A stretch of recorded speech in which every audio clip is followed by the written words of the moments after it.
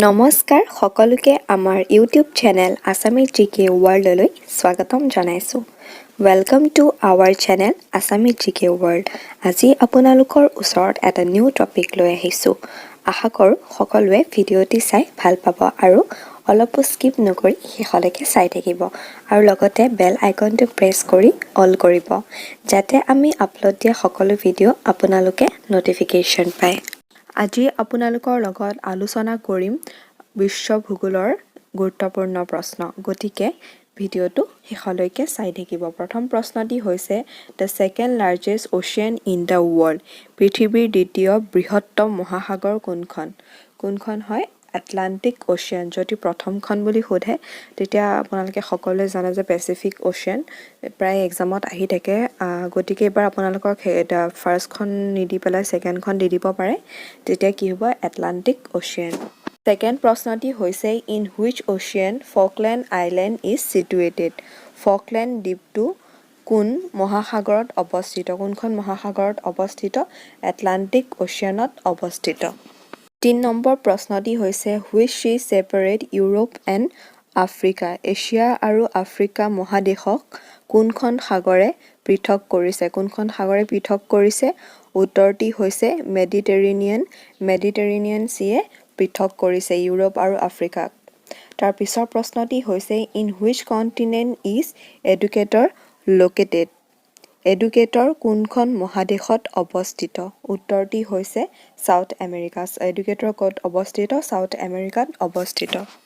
৫ number প্ৰশ্নটি হৈছে total area of earth is. পৃথিৱীৰ মুঠ মাটিকালি। পৃথিৱীৰ মুঠ মাটিকালি কিমান? উত্তৰটি হৈছে 510 স্কুৱেৰ কিলোমিটাৰ। তাৰ পিছৰ প্ৰশ্নটি হৈছে ৬ নম্বৰ the deepest trench in the world is. পৃথিৱীৰ গভীৰতম খাদ। পৃথিৱীৰ গভীৰতম খাদ কি হৈছে? মেৰিয়ান ট্ৰেঞ্চ হৈছে পৃথিৱীৰ গভীৰতম খাদ। ৭ নম্বৰ প্ৰশ্নটি হৈছে দ্য কেপিটেল অফ ব্ৰাজিল। ব্ৰাজিলৰ ৰাজধানী কি? ব্ৰাজিলৰ ৰাজধানী হৈছে ব্ৰেজিলিয়া। ব্ৰাজিলিয়া হৈছে ব্ৰাজিলৰ ৰাজধানী। তাৰ পিছৰ প্ৰশ্নটি হৈছে the highest peak of north America is.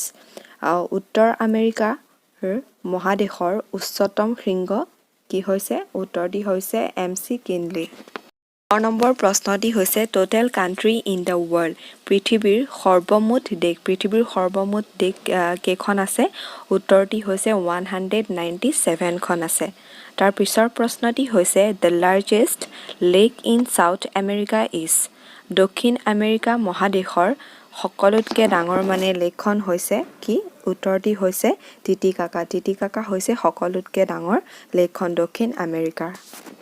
১১ নম্বৰ প্ৰশ্নটি হৈছে which plateau is known as the roof of the world. কোনখন মালভূমি পৃথিৱীৰ মূধচ হিচাপে জনাজাত? উত্তৰটি হৈছে পামিয়ৰ প্লেটো। পামিয়ৰ প্লেটো পৃথিৱীৰ মূধচ হিচাপে জনাজাত। তাৰ পিছৰ প্ৰশ্নটি হৈছে পেটাগনিয়া ইজ এ। পেটাগনিয়া হৈছে কি?